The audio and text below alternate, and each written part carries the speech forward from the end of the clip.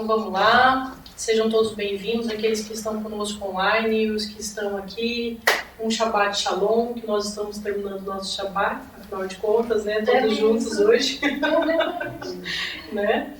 E numa semana muito especial, porque a gente vai ter aí uma das ministrações, uma das celebrações mais importantes do cristianismo agora, né? Na semana que vem. E a nossa paraxá dessa semana, ela fala muito de relacionamento entre irmãos. E por isso que nós colocamos ali, somos todos irmãos, né? Para a gente entender que diante de Deus, nós somos todos irmãos. Né? Então, a nossa ministração dessa semana, ela começa em Gênesis 37:1 e vai até o 40:23. Dos nossos profetas Amós, né, 2:6 a 3:8, e da nossa nova aliança, Mateus 14:15. E ela chama Vayeshe, né, porque tem um significado de habitou, porque ela inicia dizendo que Jacó habitou, ele parou, né, habitou ali na terra de Canaã, né. Então, eu gostaria da gente iniciar a leitura com uma paraxá mesmo, com Gênesis 37, do 1 até o 28.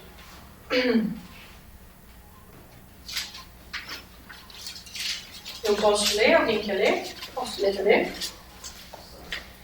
Jacó habitava na terra das peregrinações de seu pai, na terra de Canaã. Estas são as gerações de Jacó. José, aos 17 anos de idade, estava com seus irmãos apacentando os rebanhos. Sendo ainda jovem, andava com os filhos de Bila e com os filhos de Zilpa, mulheres de seu pai. José trazia a seu pai más notícias a respeito deles.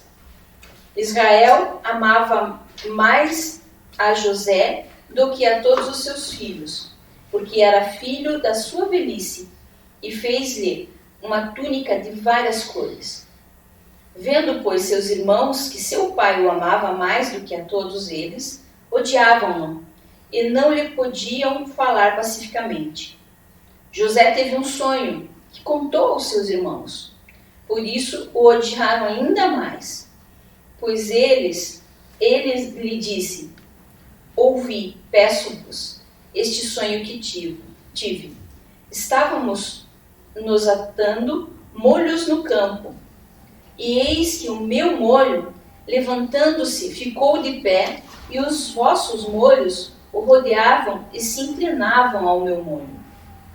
Responderam-lhe seus irmãos: tu, pois,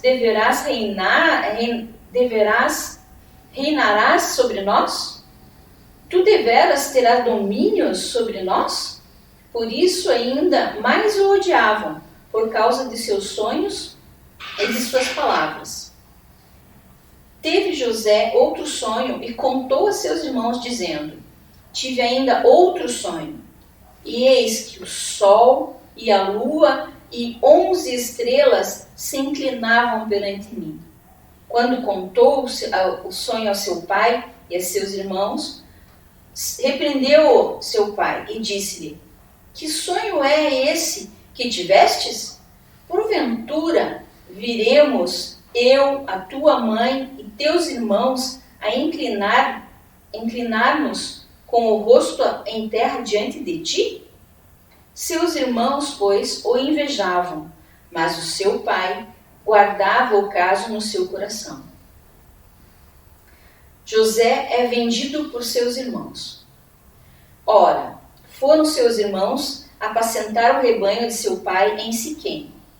Disse, pois, Israel a José: não apacentam teus irmãos o rebanho em Siquém? Vem e enviar-te-ei a eles. Respondeu-lhe José: eis-me aqui. Disse-lhe Israel: vai, vê se vão bem teus irmãos e o rebanho, e traze-me resposta. Assim o enviou do vale de Hebrom, e José foi a Siquém. E um homem encontrou a José, que andava errante pelo campo, e perguntou-lhe: que procuras? Respondeu ele: estou procurando meus irmãos. Dize-me, Peço-te, onde apacentam eles o rebanho? Disse o homem, foram-se daqui, pois ouvi-lhes dizer, vamos a Dotã. José, pois, seguiu seus irmãos e os achou em Dotã. Eles o viram de longe e antes que chegasse aonde estavam, conspiraram contra ele para o matarem, dizendo uns aos outros, eis que lá vem o sonhador. Vinde, pois, agora, matemo-lo e lancemo-lo numa das covas e diremos, uma besta fera o devorou. Veremos, então, o que será dos seus sonhos. Mas Rúben, ouvindo isso, livrou-o das mãos deles, dizendo, não lhes retiraremos a vida. Também lhes disse Rúben, não derrameis sangue, lançai-o nesta cova que está no deserto, e não lanceis mão nele.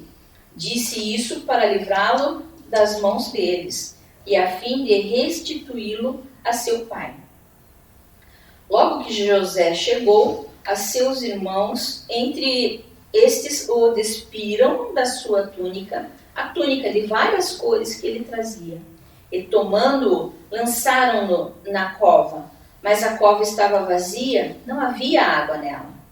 Depois sentaram-se para comer e, levantando os olhos, viram uma caravana de ismaelitas que vinha de Gileade. Nos seus camelos traziam traga-canto, bálsamo e mirra, que iam levar ao Egito. Disse Judá a seus irmãos, de que nos aproveita matar nosso irmão e encobrir o seu sangue? Vide, vendamo-lo a esses ismaelitas, e não seja a nossa mão sobre ele, porque é nosso irmão, nossa carne. E escutaram-nos seus irmãos.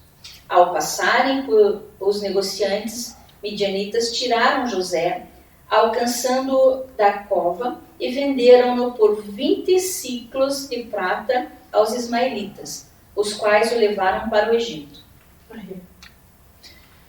Interessante, né, gente? Quanta coisa interessante. E você viu só que eles estavam em comunhão. Eles se sentaram para comer e eles tiveram a ideia de vendê-lo, né? E eu estava falando para a Lânia que, nossa, a gente tem tanto problema de relacionamento aqui. Vamos falar primeiro de José. Aí a gente pode falar assim, tá, mas José era soberbo.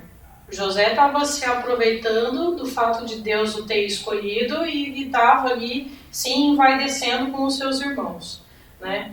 Ok, foi uma coisa que Deus teve que tratar com ele. No entanto, que ele foi vendido, de fato foi para o Egito, depois a gente sabe que para salvar, inclusive, a família dele, né? Talvez naquela situação, a gente não sabe exatamente os bastidores, mas talvez naquela situação ele ainda não sabia muito lidar com essa escolha de Deus para ele, né? Mas é interessante a gente ver que provavelmente, ou porque ele era excluído, ou porque ele era um menino que não tinha muito orgulho mesmo, porque ele não andava com os filhos das mulheres de Jacó, ele andava com os filhos das servas, né? Então pode ter uma característica de que ele seria um cara um pouco mais humilde, não se importava tanto, ou porque ele era excluído mesmo, que a própria Bíblia diz, ó, os filhos de Bila e os filhos de Zilpa, que ele andava. Ele não dava com os outros irmãos, né? E aí é interessante que uma das coisas que mais me chamou a atenção, e até coloquei ali, que eles não conseguiam mais falá-lo pacificamente. E esse pacificamente ali é a palavra no hebraico shalom. Eles não conseguiam ter paz entre eles para conversar. Plenitude no relacionamento. Olha só, né? E hoje nós vamos puxar um pouco o rumo da nossa conversa para a questão da comunhão, já que a gente está prestes a entrar no Natal. E aí a gente vê que no momento de comunhão é que eles têm a ideia de fazer mal ao irmão. Né? Aí a gente pode falar assim, e olha só, ciúmes, inveja, vários, né, problemas de relacionamento que começam a afligi-lo aqui, que daí faz a gente nos remetermos a Abel e a Caim. Porque o grande problema de Abel e Caim foi a indiferença de Caim com Abel. Acaso eu sou o guarda do meu irmão? Por acaso eu sou o guarda, eu sou responsável? Tem alguma coisa a ver com ele? Não me importa. E às vezes a gente fica achando que o amor, e até esse é o próximo slide que eu quero colocar aí, a gente acha que o contrário do amor é o ódio. Mas não é o ódio. O ódio é o amor adoecido. É a indiferença. Porque, olha só, gente, peraí, eles falam assim, ei, não vamos sujar as nossas mãos de sangue. Não vamos matar ele, não vamos fazer isso, gente. Olha só, eles estão preocupados com ele que ele não vai morrer, né?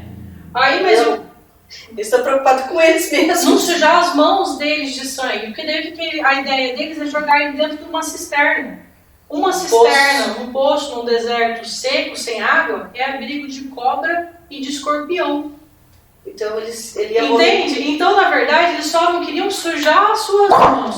Tanto que Judá, quando tem a ideia, olha o que Judá fala, meu. Vinde, vendemos-nos aos ismaelitas. Cadê? 27. Aqui no 27, né? De que nos aproveita para matar o nosso irmão. Ué, mas eles já não tinham decidido que não iam matar? Né? Então, na verdade, o que eles queriam fazer? Jogar ele dentro do fosso, eles queriam se livrar e que ele ficasse a sua própria sorte. Entendeu? Já que, até os sábios dizem assim, que já que os escorpiões e as cobras não têm livre-arbítrio, então eles sabiam a sorte de Deus. Se Deus quisesse, ele morria. Se Deus não quisesse, ele não morria. E eles livrariam suas mãos do sangue. Né? E eu tava falando pra Lânia, olha que coisa, gente, mais interessante, sabe? Hoje em dia, com a tecnologia tá fazendo a gente cada vez mais ser indiferente. Por que a gente vê tantas pessoas, na época do Holocausto, o que aconteceu? Os caras de as primeiras mortes, pegavam os soldados, enfileiravam aquele paredão de vítima lá, aí tinha velho, criança, civil, de tudo quanto é jeito. Colocavam os caras lá, frente a frente com os guardas. E os guardas tinham que, matar o cara face a face. Aí muitos não queriam, muitos se recusavam, muitos, ficavam perturbados com aquilo, porque você estava matando uma pessoa inocente. Aí o que os caras começaram a fazer? Eles perceberam, não, quanto mais próximo a vítima, mais difícil fazer mal para você. Então o que eles fizeram? Descaracterizaram a vítima. Então criaram as câmeras de gás. Primeiro, antes das câmeras, eles colocavam capuz. O capuz? É verdade.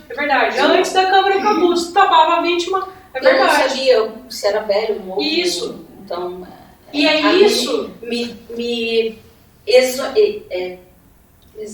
eximia da culpa, do sentimento de culpa. E eu culpabilizo a vítima. Eu estou fazendo o que me mandam. Então a culpa não é minha. Isso. É de quem me mandou. Isso, mas muitas vezes você culpabiliza a vítima, então é fácil a gente falar assim, José era um arrogante e prepotente. Bem feito o que aconteceu com ele. Ele merecia. É o que a gente falou agora, né? Por exemplo, o cara tá andando com um bem dele e fala, mas também deu mole, tá andando com o celular na rua. Isso, a entendeu? É de quem tá, não é do cara. Foi assaltado com um carrão. Bem feito, quem mandou? Tá com um carrão. Janela aberta. Janela aberta, entendeu? Então a gente culpabiliza a vítima, né? Isso. Então é interessante porque hoje a tecnologia, por que as pessoas são tão violentas na internet? O cara tem 2.000 amigos na internet. Na internet ou nas redes sociais, ele se sente encorajado para expor uma opinião que, conversando com você, ele não conseguiria. Ele não teria coragem de expor a opinião dele. Mas na internet as pessoas entram lá e fazem uns comentários, umas coisas. Então, gente, isso é um dos sinais que o próprio Jesus nos disse em Mateus 24.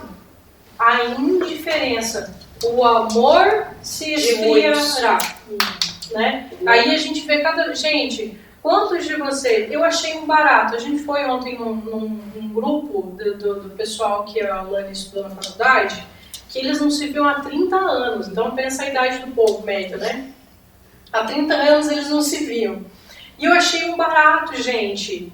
Ninguém com o celular na mão. Luiz, todo mundo conversando, 1 hora lá, pegando para tirar foto e isso, aquilo, sabe? Porque o pessoal de antigamente não tinha essa tecnologia, não tem essa coisa hoje. Prioriza a presença. Prioriza a presença. A gente achou isso muito barato, porque a Lani chegou lá com um vinho para presentear o dono da casa e ninguém levou nada. Aí estavam até tirando sarro lá, a Lani foi a única que me trouxe, não sei o quê. Mas a gente achou isso barato porque o que vale é a presença. O presente, ele não tem valor se a presença não for mais importante, né? E aí a gente vê que hoje mas olha, quantos de vocês não vão sair jantar nos lugares e daí quando você se depara, tá lá um casal assim, ó, ou vários amigos. Ou mãe e filho. Ou mãe e filho. Gente, vocês trabalham com criança. Quantas crianças que não dariam tudo para trocar um iPhone 28 pela presença do pai? Na verdade, como elas veem o pai e a mãe com um iPhone, com um telefone, seja lá o que for, um notebook, elas pedem se integrar. Aí elas pedem também. Não, ok. Isso é até uma idade onde se tem o entendimento do que é aquilo. Mas os mais pequenininhos que querem a presença, gente, eles fazem de tudo. Quantas crianças não se tornam agressivas, não se tornam imperativas ou faz qualquer coisa para chamar a atenção do pai? Você lembra aquela vez que a gente estava na hamburgueria, que tinha o pai e a mãe tomando chopp, eles não olhavam um para o outro, e o menininho que estava com uma touca de urso começou a dançar no meio das pessoas. Fazendo um monte de palhaçada para as pessoas. E o pai e a mãe não estavam nem o pai e a mãe no celular, entendeu? A gente olhando lá e o pai e a mãe no celular, assim, ó. Na mesma mesa. Gente, eu não consigo entender isso, sabe? Sério mesmo, eu não consigo entender isso. Como que você se disponibiliza a sair de casa para ter a presença da pessoa? E você fica no celular. Entendeu? Eu sério mesmo, eu não consigo entender isso, sabe? Mas isso é o que cada vez mais vai acontecer. As pessoas estão se distanciando. A tecnologia está fazendo isso, está fazendo a gente ficar escravo disso aqui, ó. Eu brinco, até falei uma vez para o João, que é a nova medusa. Você olha e fica pedra. Vira pedra na frente, né, da tela. Fica hipnotizado. E assim passa a vida, né? E vai indo, a hora que você vê, passou 30 anos. Né? Porque é assim, gente, olha, tem mais um... Preciso ficar mais no celular. Falta só 7 para me aposentar, não pode, tem lucro ainda. E é sobre essa indiferença uma das coisas que a gente quer conversar hoje, sabe? Porque eu e a Lani, a gente estava assistindo uma ministração de um pastor que é muito bom, Natan Rufino. E nessa ministração dele, você lembra o nome da ministração? Não. Intolerância religiosa, exato. É muito boa a ministração dele, você viu? Então, e nessa ministração ele fala 2 coisas que me chamou muita atenção. Uma das coisas é exatamente sobre essa questão do relacionamento. Inclusive, o nosso próximo slide eu tirei dessa ministração dele, que eu achei extremamente interessante, né? Porque ele diz assim que o tempo inteiro a gente fica só preocupado com o pecado sexual do outro irmão. Quando a gente vai separar as obras da carne e o fruto do Espírito, né? E é o fruto do Espírito, não singular, é o fruto do Espírito, né? E mais pra frente a gente vai falar sobre isso. Mas é interessante que a gente fica só preocupado... A maioria das pessoas dá ênfase na questão sexual. E ele estava falando... Gente, ele falou do relacionamento do pai dele, e do pai dele, e o pai dele era alcoólatra. E quando ele se converteu, ele teve um relacionamento com o pai, que ele chegava lá mesmo, o pai dele alcoólatra, ele chegava lá mesmo, o pai. O senhor... Sabe? Respeitando. O pastor, ele nunca repreendeu o pai. Ele ia pro bar conversar com o pai. Isso com o pai. Ele não bebia, mas ele ia lá, ele tinha uma oportunidade de levar a palavra de Deus em amor, de ter comunhão, entendeu? Ele nunca repreendeu o pai. Como é que ele falou? A raparigagem dele. Da raparigagem. A raparigagem dele e a bebedeira, ele nunca repreendeu isso, né? Mas ele tratava o pai em amor. E ele fala, graças a Deus que eu fui para uma congregação onde as pessoas não enfatizavam isso. Elas pregavam o amor. e não O julgamento. o julgamento, a separação. Porque o que as pessoas apregou? Não, você é drogado? Então, né, não se relaciona. Alcoólatra? Não se relaciona. E aí, quando a gente vai ver, das 15 coisas que Paulo descreve como obras da carne, 8 falam de relacionamento. 8. As sexuais, se você tiver o amor e um bom relacionamento também com as pessoas que você se envolve, com o seu cônjuge, né? Você também não vai cometer. Porque geralmente estão relacionadas à promiscuidade sexual, né? Então, num bom relacionamento, o que é mais importante?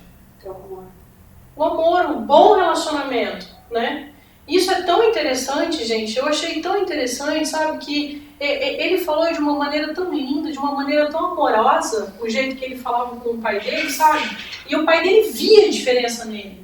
Até um ponto de um dia o pai dele falar para ele assim: põe a sua mão sobre mim, ora por mim, porque tem um negócio diferente em você. Eu vou melhorar. Porque daí o pai dele começou a ter um problema muito sério no pâncreas, eu acho, né? Eu não lembro exatamente, mas algo do tipo. E aí o pai dele falou: não, tem um negócio diferente em você. Coloca suas mãos em mim e ora por mim que eu vou melhorar. E aí o pai dele aceita Jesus, entende o que é isso, mas não muda de vida. Mas é que ele Né? Imagina, tantos anos, o cara com a vida inteira alcoólatra. É uma situação muito difícil, mas ele, sabe, é muito lindo a mensagem que ele mostra, que ele em momento nenhum, ele recrimina o pai. Pelo contrário, ele ama o pai. Porque é pai. E aí ele fala justamente disso, que as obras da carne, nessa lista que Paulo coloca, as principais obras da carne, que são pecado, que nos afastam de Deus, a maioria é ligada a relacionamento. E se você for ver, mesmo as sexuais, dá pra você colocar no relacionamento. Também. Né? Só que daí tem uma conotação sexual, mas também pode estar envolvida de relacionamento. Então, se você for ver, são 11 delas que estão referentes a algum tipo de relacionamento. Isso tem que nos chamar muito a atenção, porque muitas vezes as pessoas fazem seleção de pecado, o que é pior e o que é melhor. Mas se você olhar para essa lista, qual é o pior? A pessoa se afasta do irmão, né? Muitas vezes eu estava falando para a Lânia, dentro da nossa porção, né? Para a gente ver a inveja. É engraçado que a minha Bíblia está escrita aqui como ciúmes. Mas o teu texto está como inveja, que eu acho que faz muito mais sentido. Porque os irmãos sentem inveja do que ciúmes na relação que tinha José com Jacó, né?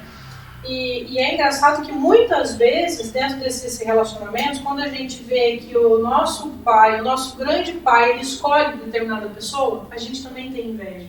E a gente fica só esperando assim: pecou, agora Deus vai punir. Agora Deus vai punir, agora vai, aí Senhor, ele vai pôr a mão. E daí não põe. Glória. E daí Queima Jeová. É isso. Nós tivemos os irmãozinhos da canela de fogo. Só que aí Deus não põe a mão, porque é um filho amado de Deus. Por algum motivo, Deus não vai punir, porque aquela pessoa, ele sabe até onde ele pode enfiar o espinho na carne. Ele sabe. Ele sabe até onde ele pode colocar uma pessoa no fogo que ela vai aguentar. Só que a gente fica de longe aqui, ó, esperando. Morro de inveja, fica só esperando. Não. Deus, ele me puniu, Deus me provou, me passou no fogo, agora aqui lá ele vai também. Lá ele vai também. Né? É engraçado isso. Posso voltar um pouquinho aqui? Na verdade, se você parar para pensar, todas elas estão relacionadas a relacionamento. Por quê? Você idolatra, é muito difícil você idolatrar alguma coisa ou alguém muito comum. sozinho. Não, mas idolatria ela está relacionada a coisas Não. É que o relacionamento aí é relacionamento entre pessoas. Isso. A idolatria você pode estar envolvido em relacionamento sim, se for um relacionamento, por exemplo, com Deus, mas você pode idolatrar uma coisa. Eu sempre, se você parar para... É difícil eu idolatrar alguma coisa, eu sozinha. Eu sempre estou com alguém para idolatrar alguma coisa. Não, nem sempre. Nem sempre, porque eu posso, por exemplo, assim, ó, sei lá, eu trupiquei, tô indo daqui pra porta, e eu trupiquei, e aí, de repente, no fato de eu trupicar, eu me deparei com um chinelo, e eu vi que aquele chinelo salvou minha vida, aí eu vou achar que aquele chinelo é o meu Deus. Salvação. A minha Mas salvação. você vai comentar isso para outra pessoa. Não, eu sei, mas é que aqui a gente tá falando de coisas do coração, individuais, entende? Eu entendi pessoal. o teu... Isso, mais pessoal, exatamente. É uma coisa mais pessoal. Por exemplo, a glutonaria e bebedice, né? Se eu não estiver prejudicando ninguém, eu estou prejudicando a mim. É uma obra da minha carne. Se eu não estiver fazendo nenhuma agressividade, se eu não estiver fazendo nada com ninguém que eu vá afetar você, se eu não estiver fazendo você pecar porque você não come carne, eu estou comendo carne na tua frente, entendeu? Eu não estou afetando ninguém, estou afetando a mim, né? Do mesmo modo, a gente falou das questões sexuais, mas mesmo, por exemplo, a prostituição. Se eu não estiver afetando a ninguém, eu sou órfão, não tenho família nenhuma, só existe eu nesse mundo. Aí eu resolvo me prostituir. Eu não estou prejudicando ninguém. Eu estou prejudicando a mim. Então, e a pessoa que se está envolvendo nesse caso. Também. Nesse caso é um relacionamento. Por isso que ali eu entendo. Agora, idolatria e o alimentar, eu acho que se descola da questão do relacionamento. Isso, Eu não, eu acho também. Eu acho que pode ser que a Leila tenha razão, no fundo tudo tem um relacionamento interpessoal. Sempre, né? Está... Pode ser sim. Mas talvez o que a gente tem que ver, o que está ligado diretamente a relacionamento, direto. Porque a inimizade, porfia, ciúme, ira, isso é direto. Isso é direto. Não tem dúvida. Isso. Os outros, eles talvez passem por outro caminho. E acabam em relacionamento também. De um modo ou outro. Ou outro. Mas eles não são tão diretos, né? Mas o que chama atenção nessa lista é que a maioria deles está mais claramente no relacionamento, né? Interpessoal. Exatamente. Ou seja, para nós, a gente tem que tomar muito mais cuidado com excluir um irmão que usa droga, ou que adultera, ou que tem algum outro tipo de pecado que não esteja diretamente relacionado ao pecado de relacionamento, do que, por exemplo, inveja.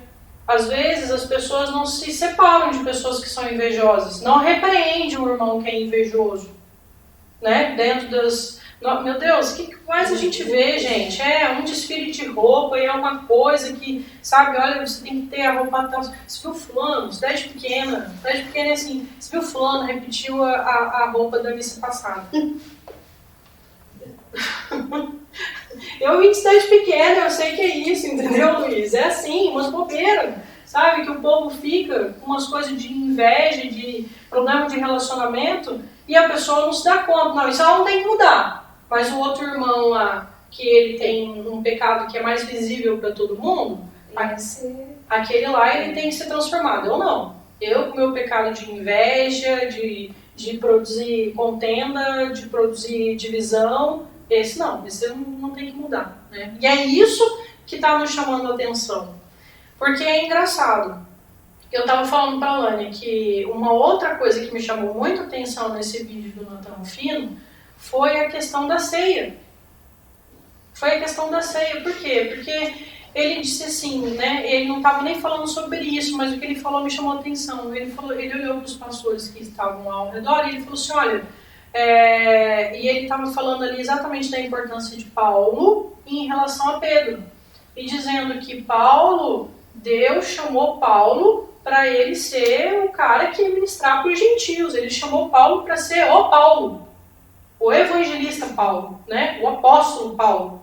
Então ele tem uma importância muito grande, ele estava exaltando a Paulo, dizendo, olha, até Pedro, que não precisava, porque Pedro era superior em hierarquia a Paulo, leu todas as cartas de Paulo. E nós, que precisamos de entender o que são as cartas de Paulo, a gente não lê as cartas de Paulo. Ele estava exortando o pessoal nesse sentido.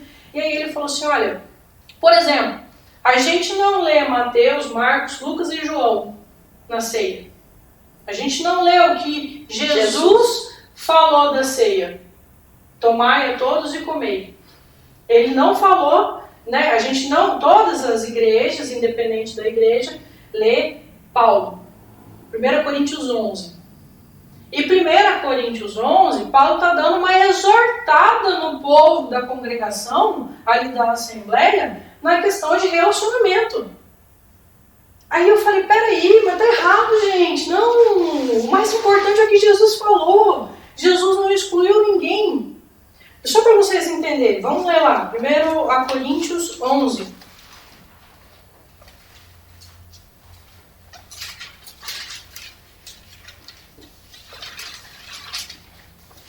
E é engraçado que as cartas de Coríntios, principalmente a primeira carta, o que Paulo mais está exortando o povo é a questão da soberba e da arrogância. Quer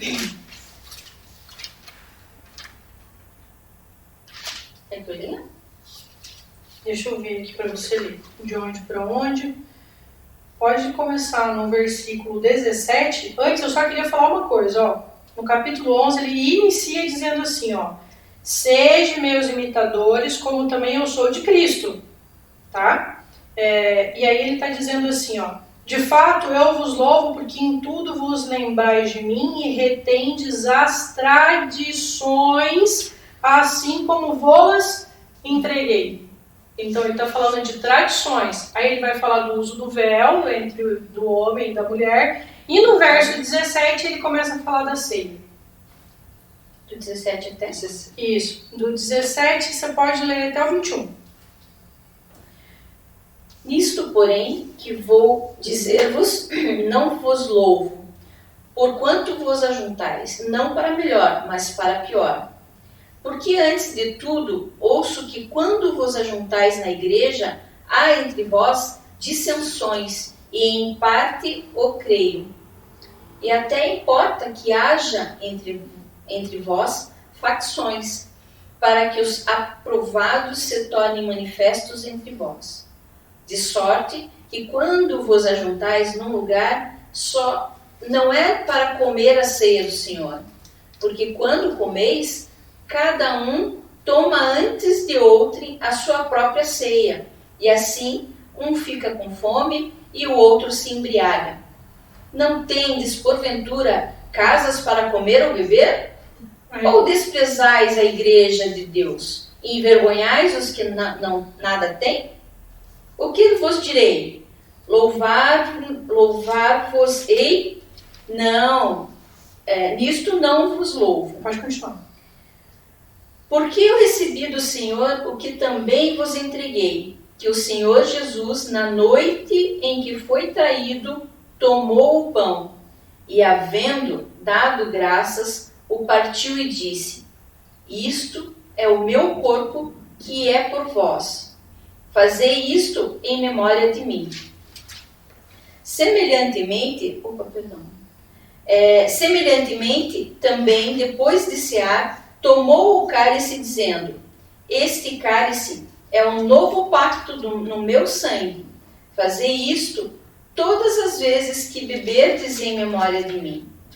Porque todas as vezes que comerdes deste pão e beberdes do cálice, estarei anunciando a morte do Senhor até que ele venha. De modo que qualquer que comer do pão ou beber do cálice do Senhor indignamente será culpado do corpo e do sangue do Senhor. Examine-se, pois, o homem a si mesmo, e assim coma do pão e beba do cálice. Porque quem come e bebe para a sua própria condenação, e não discernir o corpo do Senhor. Por causa disto, há entre vós muitos fracos e enfermos, e muitos que dormem. Mas se nós nos julgássemos a nós mesmos, não seríamos julgados. Quando, porém, somos julgados pelo Senhor, somos corrigidos para não sermos condenados com o mundo. Portanto, meus irmãos, quando vos ajuntais para comer, esperai uns aos outros. Que se algum tiver fome, coma em casa, a fim de que não vos reunais para condenação vossa. E as demais coisas eu lhes ordenarei quando for. Viu? Portanto, meus irmãos, olha o que ele está falando, qual que é o problema. Comer e beber indignamente. Não dividir com o próximo. Não tem nada a É ver. isso que ele está exortando, porque até no capítulo 10, o versículo 17, ele diz assim, porque nós, embora muitos, somos unicamente um pão, um só corpo, porque todos participamos do único pão. Aí o que ele está repreendendo eles aqui? Ô, gente, o que é isso? Vocês estão fazendo divisão entre quem é rico e quem é pobre, a ponto de os caras... Gente, pera, ele está chamando a atenção e falando, vocês estão ficando bêbado. Entendeu? Bebendo o vinho do outro. A nossa ceia aqui é um pouquinho assim de vinho, porque Como mais beber o que só. o objetivo da ceia é todo mundo compartilhar e relembrar o que Cristo fez. É que na verdade estava chegando gente com muita comida e saindo com farto de tanto comer. E estava chegando gente sem comida e saindo com fome. As pessoas estavam se reunindo e cada um tinha sua ceia. Isso é uma coisa muito interessante, porque aqui ele não tá, ele está realmente fazendo uma reprimenda com relação A falta de comunhão, a relacionamento. E não como muitas vezes a gente já ouviu falar, olha, se você está em pecado, nossa, olha, se você é divorciado, você não pode tomar da ceia. Nossa, mas você não se confessou, você não pode ir. Nossa, mas você está em tal pecado. Não pode. Se você tomar a Santa Ceia em pecado, examine a si mesmo. vai ser condenação. Gente, vocês não nem tomem. Mas olha só, gente, isso é muito diferente daí quando você vai lá para a Santa Ceia e Jesus estabeleceu. Nós já vamos para lá, mas assim, olha que interessante. É muito diferente do que eu falar, gente, agora nós vamos ministrar a ceia do Senhor.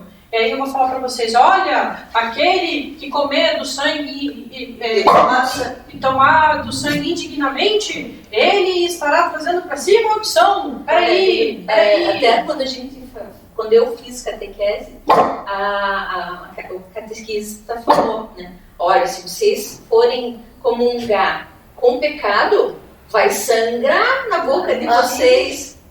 Eu já ouvi isso. Meu Deus. Gente, quando é criança, a gente falava isso. O que a gente tem que fazer? A gente tem que fazer o que Jesus falou pra gente fazer. Porque quando a gente vai olhar lá na ceia, vamos olhar lá, Mateus 26, verso 26. 26. Eu vou ler aqui, ó. Tá. Ele está dizendo assim, ó. Enquanto comiam, tomou Jesus um pão, e abençoando-o, partiu e o deu aos discípulos dizendo, tomai, comei, isto é o meu corpo. A seguir, tomou um cálice e, tendo dado graças, o deu aos discípulos dizendo, bebei dele todos. Olha só, a Elânia teve uma revelação hoje muito legal disso aqui. Bebei dele todos. Era todo mundo que estava à mesa, era convidado para beber. Ele não falou assim, os pecadores agora não bebam. Não, gente, vamos examinar, e cada um examine-se a si mesmo. Antes de mesmo. vocês beberem, Pedro, quem quer que queria brigar, que ia ficar à direita, à esquerda? Pedro e Tiago, vocês estão em pecado, que vocês estão disputando. Facção aqui dentro, gente, facção aqui dentro, não. Judas, cadê Judas? Judas? Você vai me trair? Não bebe. Não bebe. O outro que... Não, Pedro, você é muito violento. Não bebe. Só come, né? Porque isso é o meu sangue, o sangue da nova aliança derramado em favor de muitos. E aqui não todos. Tá trocado. Todos por muitos. Porque nem todos vão aceitar esse sangue. Mas a gente tem que fazer... Todos são convidados a tomar o papel de convidar a todos. E derramado em favor de muitos para a remissão de pecados. Então, gente, o nosso papel é levar a ceia. O nosso papel é levar a semente. Jesus. Agora, a semente, quem vai cultivar é a pessoa, é o coração, é o terreno. Né? Lembra da parábola dos semeadores? Cada um é responsável pelo seu terreno. E aí, a palavra de Deus, ou ela vai ser juízo, ou ela vai ser salvação. Mas quem vai dar essa importância sou eu. Eu não posso escolher ninguém de ceiar. Achei engraçado que a menina veio falar comigo essa semana, ela falou que ela é separada e ela não tá, ela é dizimista da igreja católica do bairro dela. Mas aí, com vergonha, porque ela tá com um namorado novo, dia 10 anos atrás, que ela tinha uma paixão por esse cara e o mundo acabou que os afastou e ela reencontrou esse cara agora, tá feliz da vida, os dois estão felizes, os filhos deles estão felizes, está todo mundo feliz, entendeu? Porque é um amor antigo que está florescendo. E aí ela veio falar comigo, a gente tá indo lá na igreja no centro. E daí ele pega a ceia e a hóstia, né? Ele toma da hóstia e eu não. Eu falei, por que não? Eu não sei, eu fico constrangida, eu me sinto mal. Eu falei, quem tá te acusando? Eu falei pra ela, quem tá te acusando? Porque se Jesus não está te acusando, minha irmã, se o Espírito dele dentro de você não está te acusando, quem sou eu para te acusar? Para julgar. Para julgar. Quem sou eu para julgar ou para acusar? Porque ele falou, é para todos. Todos. Eu não tenho que acusar ninguém ou falar, não. O que você estava fazendo a meia hora atrás? Não sou eu que escolho quem vai cear, ou quem vai beber, ou quem vai comer do corpo. Mas é Deus. Ele falou que é para todos. Todos. Agora, nem todos vão se beneficiar disso. Nem todos. Por quê? Porque para você se beneficiar disso, você tem que estar em Cristo. Mas estar em Cristo não significa estar sem pecado. Uhum. Porque se fosse assim, nenhum de nós poderia cear. Não. Todo mundo está excluído assim. Todo mundo. Né? Mas é justamente isso, ele está chamando para um relacionamento que foi quebrado. Ele está chamando para comunhão, ele está chamando para mesa. Eu estou te perdoando, vem comer comigo. Isso, exatamente. Mas vamos guardar. Isso é remédio. Isso é remédio para a alma. Vamos guardar essa revelação para o próximo slide. Que isso aí que vocês estão falando, a gente vai falar no próximo slide. Né? Então, assim, são 15 obras da carne e o fruto do Espírito. O fruto do Espírito, que são 9. Porém, qual é o mais importante deles? E ele começa, tá na ordem que ele descreveu aqui, entendeu? Qual é o primeiro? O amor. Porque todo o resto provém do amor. E aí, quando a gente vai ler 1 Coríntios 13, verso 4... Ele está falando dos dons. Né? Dos dons do Espírito, olha o que ele está falando. O amor é paciente, é benigno. O amor não arde em ciúmes. 1 Coríntios 13, verso 4. Não se ufana, não se ensoberbece, não se conduz inconvenientemente, não procura os seus interesses, não se exaspera, não se ressente do mal, não se alegra com a injustiça, mas regozija-se com a verdade. Tudo sofre, tudo crê, tudo espera, tudo suporta. O amor jamais acaba, mas havendo profecias, desaparecerão. Havendo línguas, cessarão. Havendo ciência, passará. Porque em parte conhecemos e em parte profetizamos. Quando, porém, vier o que é perfeito, então o que é em parte será aniquilado. Quando eu era menino, falava como um menino. Sentia como um menino, pensava como um menino. Quando cheguei a ser homem, desisti das coisas próprias de menino. Porque agora vemos como em espelho, obscuramente. Então veremos face a face. Agora conheço em parte. Então conhecerei como também sou conhecido. Agora, pois, permanecem a fé, a esperança e o amor. Esses três, porém, o amor é o maior deles. Então, o amor, ele sobrevive a tudo. Sobrevive a tudo. A tudo. E isso é tão engraçado. Que eu e a Elane, a gente estava conversando, né? Porque o povo do lado azul, o povo do lado direito, da política, eles dizem que eles são melhores que o povo do lado vermelho, do lado esquerdo, porque eles têm Deus. Eles têm Deus. Os conservadores. Que é onde já se viu governar sem Deus, né? Os conservadores, o povo do lado azul. E aí eu disse para a Elane, ok, o povo do lado vermelho não tem Deus. Dizem, não acreditam, né? Mas eles têm amor. Por quê? Que adianta você ter Deus sem ter amor? Na verdade, você não tem Deus. Você não tem nada, né? Entendeu? Ou seja, nenhum é completo. Nenhum deles é completo. Eles são incompletos em si. Porque eles não têm as duas coisas que governam o mundo. Deus e amor. Uma igreja. Né? É por isso que Jesus vai vir reinar. Quantas pessoas, pelo fato de estarem dentro de uma igreja, acham-se que não tem amor, né? E acham que só pelo fato de que estão lá. São melhores porque eles estão lá, né? A cobertura espiritual é no ambiente. Isso! Né? Gente, e aí falando disso, já que nós estamos falando de ceia, já que nós vamos falar de Natal, já que nós estamos falando de comunhão, né, entre irmãos, eu achei esse vídeo aqui e eu queria passar para vocês que é muito legal, que fala da ceia nos tempos de Jesus. Acho que você verdade. Desculpa. Errozinho aqui. Aqui o volume, só que não vai adiantar, né? Eu vou ter que sair. Tá.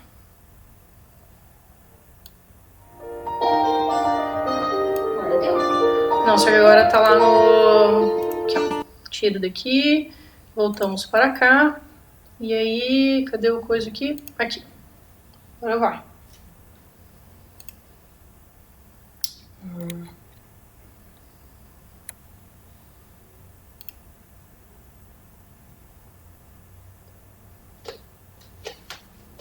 A Bíblia nos dá 4 indicações de onde teria sido a última ceia. Jesus falou a Pedro e João. Eles seguiram um homem com um jarro de água que lhes mostraria uma grande sala mobiliada. A palavra no original grego, kataluma, significa uma sala no piso superior que poderia ser usada para comer e dormir. Os quartos de cima são sempre maiores. Essa palavra mobiliar em grego significa mesa e colchões. Embora estranho, o quarto de visitantes poderia ser usado para comer e dormir. O que temos aqui é uma mesa com colchões em volta no formato de U. Havia também mesas em L ou mesas simples, mas em U eram para um quarto grande. À minha direita está o lado importante. Lembra daquela parábola quando Jesus foi convidado para uma festa?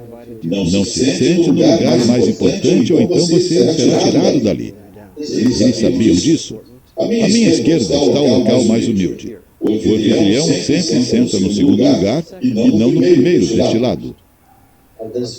Na simetria da cultura ocidental, eu estou sentado onde o anfitrião estaria, não no lado importante da mesa, porque o anfitrião tem um assistente à esquerda e outro à direita. A palavra mão esquerda em latim é sinister, daí sinistro. A direita é destra, ou seja, tudo aquilo que é destro. Então, a pessoa preferida estaria à sua direita e a outra à sua esquerda. Então, o primeiro lugar seria do discípulo amado, João, que teria que se inclinar para Jesus quando quisesse falar com ele. Do outro lado do anfitrião estaria o convidado de honra, identificado pelo pão molhado no vinho que lhe seria oferecido pelo anfitrião. Quando Jesus ofereceu o pão a Judas, as pessoas entenderam que o convidado de honra estava à sua esquerda. Lembremos que, depois de receber o pão, Judas deixou a mesa para trair o seu Senhor. Não podemos saber a ordem em que estavam sentados demais, mas sabemos quem estava no lugar mais humilde, por causa de 3 evidências. Quando Pedro queria saber quem iria trair Jesus, ele não gritou, "Ei, Jesus, quem será?" Mas ele olhou nos olhos de João e perguntou em voz baixa quem seria o traidor. João se inclinou para trás e, com a cabeça no peito de Jesus, pergunta a ele quem seria o traidor. Se João estivesse olhando para aquele lado, seu rosto estaria escondido de todos, mas somente alguém aqui veria seus olhos. Aqui vemos uma bacia e uma jarra, e a pessoa que está no lugar mais humilde da mesa normalmente se oferecia para lavar os pés dos demais, mas ninguém se ofereceu. Jesus então se levantou e lavou os pés dos discípulos. Quando chegou a vez de Pedro, todos entenderam que ele era o último, que estava no lugar mais humilde. E isso nos ajuda a entender por que Pedro resistiu em deixar que Jesus lavasse seus pés, porque ele estava no local daquele que deveria lavar os pés dos demais. A última ceia é um momento bastante íntimo, uma refeição, uma mesa que representa a aliança e a amizade. Jesus disse nos evangelhos: desejei muito comer convosco esta Páscoa. Como se ele tivesse planejado algo cuidadosamente, bem como as palavras que iria dizer. Porque ele estava tão ansioso por esta ceia. As pessoas diziam a ele: não vá para Jerusalém, para a Páscoa. Mas aquela era a noite mais alegre do ano, porque lembrava a libertação da escravidão do povo de Deus no Egito. Então, para esta refeição, a última ceia, ocorrer durante a Páscoa, tudo se encaixa perfeitamente como os cristãos entendem o evento da salvação em Jesus, que isto é um fato espelhado em sua pessoa. Enquanto você olha a mesa da última ceia, pense nas pessoas que participaram daquela ocasião especial. Certamente, todas eram pecadoras, eram pessoas imperfeitas que foram convidadas a cear com Jesus. Nós imaginamos que Jesus escolheria pessoas perfeitas para levar a obra de Deus ao mundo. Mas Deus, na sua soberania, pode escolher qualquer um. Ele não precisa de perfeição. De fato, a Bíblia nos diz que Deus muitas vezes prefere as pessoas fracas e imperfeitas, porque então sua glória poderá brilhar através delas. Amém. Legal, né, gente? Aí faz com que a gente entenda muitas coisas que aconteceram, né? A Lani está falando um negócio aqui que é bem interessante, porque pensa, o cérebro deles bugou, né? Porque se a gente for ver, olha lá como é que eles estavam, né? E é interessante porque assim, ó, pra gente entender, eu pus essa foto aí, ela é uma foto romana, evidente, de uma ceia romana, né? Uma refeição romana, mas é só para vocês entenderem que eles ficavam deitados, não no alto como eles estão ali, né? Porque eles estão numa parte mais elevada, no chão. Vocês viram que o cara falou no vídeo, era utilizado tanto para comer quanto para dormir. Então aí a gente entende porque precisava lavar os pés também. Porque era um lugar onde eles também iam deitar. Sim. Então eles ficavam deitados, não sentados, né? E aí é muito interessante que a gente vê num evento desse, e o Rodrigo Silva, que é um arqueólogo muito conhecido, muito famoso, o pastor Rodrigo Silva, ele falou uma coisa que eu achei extremamente interessante, porque aqui esse senhor está dizendo que quem lavava os pés era o convidado que estava sentado no lugar mais humilde, né? Porém, o Rodrigo Silva disse que quem lavava os pés quem lavava eram os servos. Uhum. Você quer parar um pouco? Não, eu só vou dar uma olhadinha. Tá. Então, quem lavava os pés eram os servos. E aí eu achei isso mais maravilhoso ainda, porque imagina, né? Se quem lavava os pés eram os servos, os empregados, e aí Jesus se dispôs a lavar os pés, olha que demonstração de humildade, porque ele era o anfitrião da festa, ele era o mais importante na festa, mas ele se colocou no lugar mais simples, mais humilde. E é interessante porque ela já estava falando aqui. Que eu entendi errado hoje pela manhã, né? Mas são duas coisas diferentes. O convidado preferido e o convidado de honra. Não necessariamente o preferido é o de honra. O de honra é aquele que ele está dando honra naquele jantar. O preferido sempre ia estar do lado esquerdo. Do lado direito. Do lado direito. Isso. Então João estava ao lado e supõe-se que João estava ao lado direito e Jesus no meio, e ao lado estava Judas. Que foi elegido como convidado de honra. Isso. E por quê? Porque eles tinham essas vasilhas grandes que molhavam o pão. Vocês lembram quando a gente fez essa? Né? Então pegava a matizar, cortava e molhava na vasilha, né, de aguinha e água com sal, e ia servindo. O anfitrião fazia isso, ia servindo as pessoas. E o primeiro, igual a gente faz com o bolo de aniversário, o primeiro é o que está sendo honrado pelo anfitrião. Isso. Por isso que a gente entende, quando o traidor é revelado, lá em João capítulo 13, verso 21, diz assim, ó: ditas essas coisas, angustiou-se Jesus em espírito e afirmou: em verdade vos digo que um dentre vós me trairá. Então os discípulos olharam uns para os outros, sem saber a quem ele se referia. Ora, ali estava conchegado a Jesus um de seus discípulos, aquele a quem ele amava. A esse fez Simão Pedro sinal, dizendo-lhe: pergunta a quem ele se refere. Agora a gente consegue entender por quê. Estava do outro lado. Estava do outro lado, isso. De quem ele está falando? Então aquele discípulo, reclinando-se sobre o peito de Jesus, perguntou-lhe: Senhor, quem é? Respondeu Jesus: é aquele a quem eu der um pedaço de pão molhado. Tomou, pois, um pedaço de pão e, tendo molhado, deu a Judas, filho de Simão Iscariote.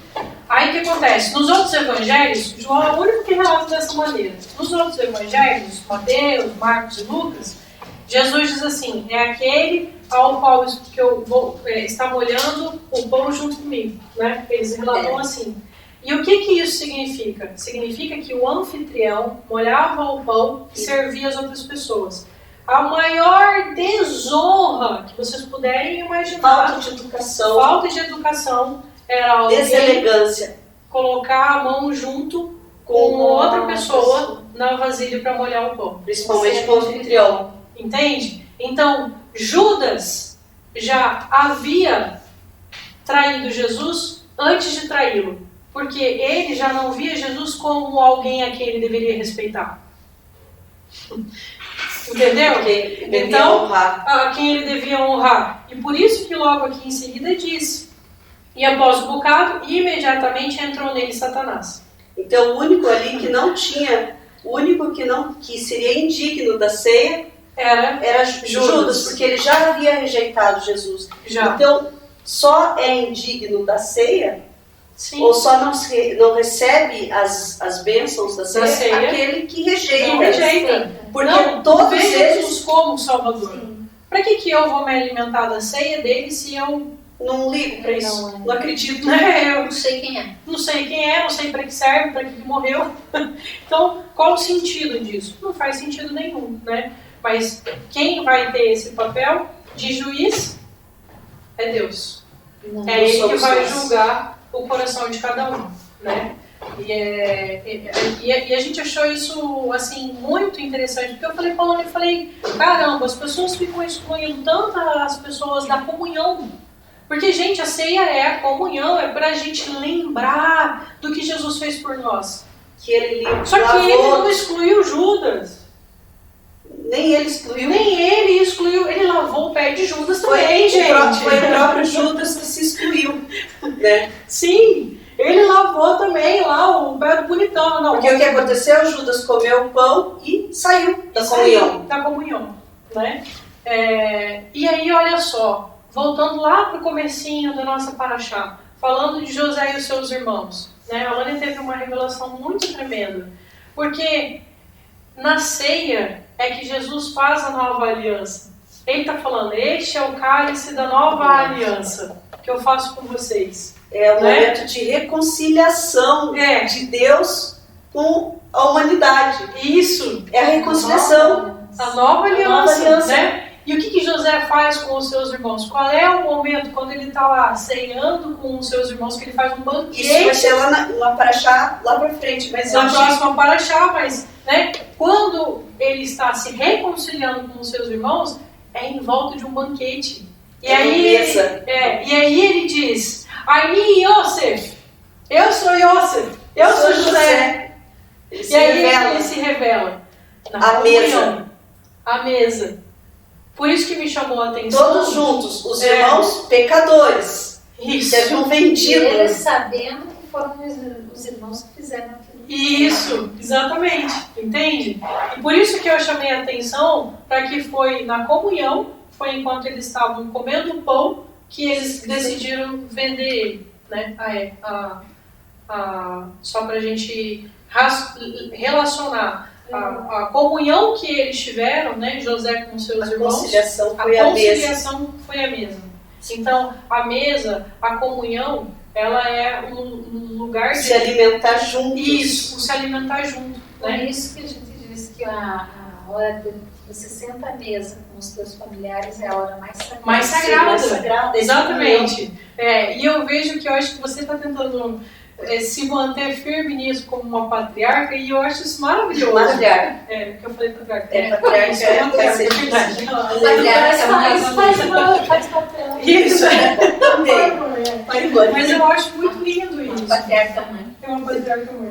Eu acho muito lindo isso. Porque é esse momento que vai ser o mais importante.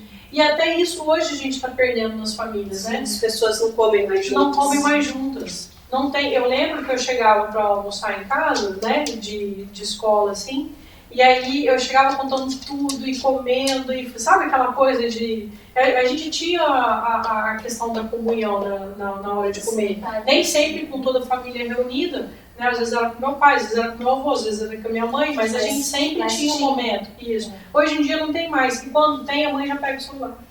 Ou o pai pega o celular. Ou a criança Ou a criança pega o celular. A criança pega o celular na hora de comer, não pode. Viu? Deus tá vendo. Nem fica assistindo, né, na hora de Não comer. pode, não pode. É a hora mais sagrada. Quando, a hora da daí refeição. as pessoas ficam falando assim, venha comer. Não pode. Já Pode vou. comer? Já vou. Não pode. Você sabe que eu trabalhava já em 2 períodos, né, manhã e tarde, mas era o sagrado para mim era sentar na hora do almoço. Eu vinha do jeito que dava, pegando trânsito e tudo mais, Para almoçar tudo bem. para poder sentar e almoçar. Isso é importante. Isso é muito importante, Isso é muito bonito, né? E aí, assim, enquanto não chegasse o último, a gente não almoçava. Normalmente, os inícios que vinha de ônibus, às vezes até chegava depois. Mas aí, quando ele esperava todo chegava, aí a gente almoçava. Agora pensa, né? Jesus falou, quanto eu ansiei, eu esperei por essa momento, comunhão. por essa E eu comunhão. acho que Deus, até hoje, sempre, Ele anseia por essa comunhão, que todos estejam juntos, que a gente esteja Que nós à sejamos volta. um, como Até a própria da Paulo mesa. está falando lá, né? Que nós sejamos um. Como um. E união, né? Nossa, é verdade. Legal. Comunhão. Como e união. uma Nossa, união. Que bonito. É esse o sentido. Deveria ser esse o sentido, né?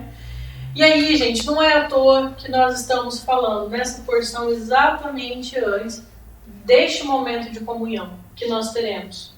E aqui vale lembrar, sabe, que às vezes a gente vê um pessoal no YouTube meio desesperado, meio nervoso.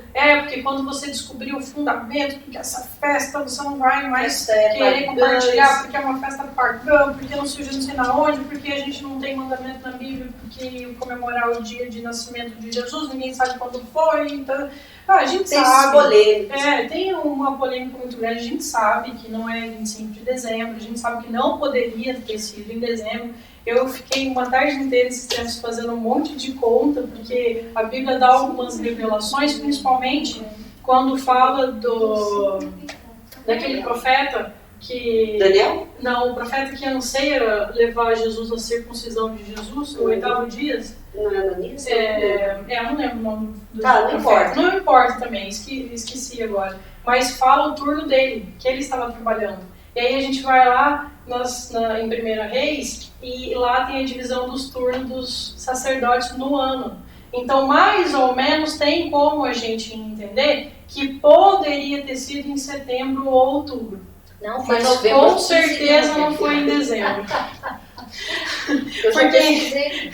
Porque em dezembro é inverno lá agora. Não teriam como os pastores... eu imagino que seria em setembro por causa da festa das trombetas. Das trombetas, eu também acho. Ele deve ter cumprido uma das festas do nascimento, com certeza. Mas enfim, gente, isso não importa. Isso não importa. O que importa é que ele veio. Isso. Mas a volta também, né? Isso. Mas o que mais importa não é a gente comemorar esse Jesus menino. O que mais importa é a gente comemorar o Jesus que morreu por cada um de nós e ressuscitou por cada um de nós. É o Jesus que está vivo hoje aqui, no nosso meio, dentro de nós. É esse presente. Jesus que nós devemos comemorar. E aí eu estava falando para a Lânia, né? Porque o que é esse evento? Esse evento é um evento de aniversário. Então, no evento de aniversário, você leva um presente para o aniversariante. Sim. E aí ele disse, aqueles que me amam, guardam Os os meus mandamentos. O presente. Então, qual é o presente? Ele deu a vida dele por mim. Como eu posso presenteá-lo? Dando a minha Dando vida a a minha- ele. Né? E aí eu estava dizendo para a Lânia que o presente, porque há uma troca de presentes neste momento dessas festas, mas o presente, ele não tem importância sem a presença. Porque Até porque é difícil você dar um presente porque você não tem afeição. isso, Né? só que nessa época do ano, isso é o que Isso mais tem, isso banalizou, Pois é, entendeu? Perdeu o sentido. Perdeu o sentido, porque sabe que eu tava falando pra Lânia, eu tava falando pra Lânia, o que me chamou a atenção foi essa palavra. Por que a gente usa algo, um objeto, uma coisa, para dizer presente? A gente não chama de passado e nem de futuro, porque a gente quer dar importância a Ao este momento. presente Esse que nós momento. estamos vivendo aqui, entende? Este momento. O meu intuito de entregar isso aqui para É Lânia de presente eternizar é eternizar. um momento. Toda vez que ela olhar aquele momento, é aquele negócio, aquele presente, ela vai lembrar daquele momento. Só que este presente e este momento, eles não têm importância se eu for presente só agora.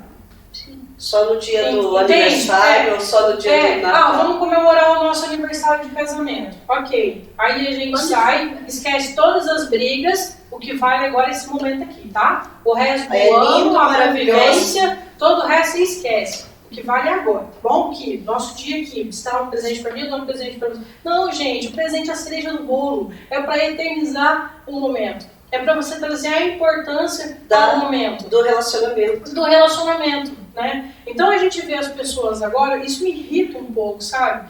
Por um lado é bom. Por um lado é bom porque, né, Deus nunca perde. Deus é sempre um Deus de vitória. Então, utilizaram de uma festa pagã, que era a festa do Deus Sol, o Mitra, que era 25 de dezembro, que é a festa do solstício de inverno, onde dia 25 de dezembro é o dia mais que tem a noite mais escura do ano.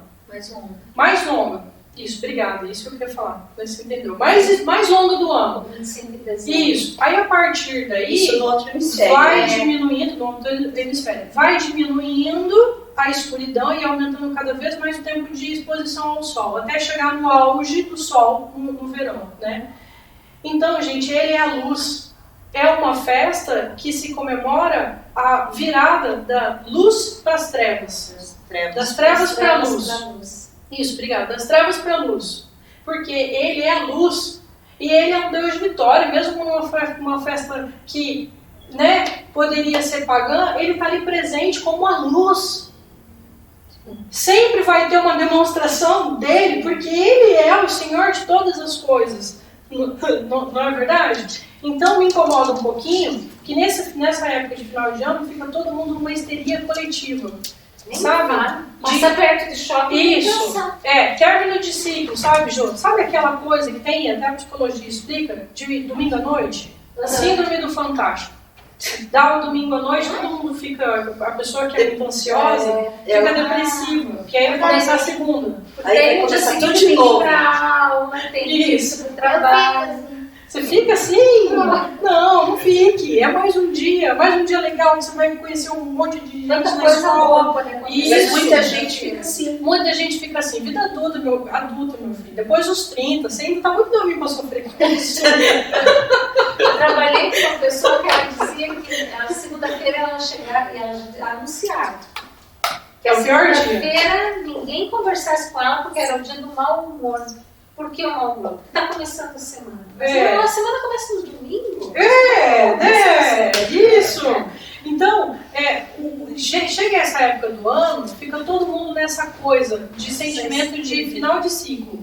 Então, meu Deus do céu, Jô, eu preciso pedir perdão. Preciso resolver minha vida com você. O resto do ano não, né? Isso, você entendeu? Não, vamos conversar aqui, a gente vai se ajeitar, se acertar, porque é final do ano. Aí eu passei o ano brigando com você, tendo um monte de problema, você me aprontou pra mim, eu aprontei pra você, mas chega daí no Natal eu vou lá e te dou um presente. Aí não faz sentido, né, gente? Então eu me incomodo um pouco com isso, que ao mesmo tempo que é legal, porque as pessoas ficam com um clima natalino, todo mundo fala bom dia, boa noite, né? ao mesmo tempo a gente está tendo uma substituição do evento principal, do aniversariante.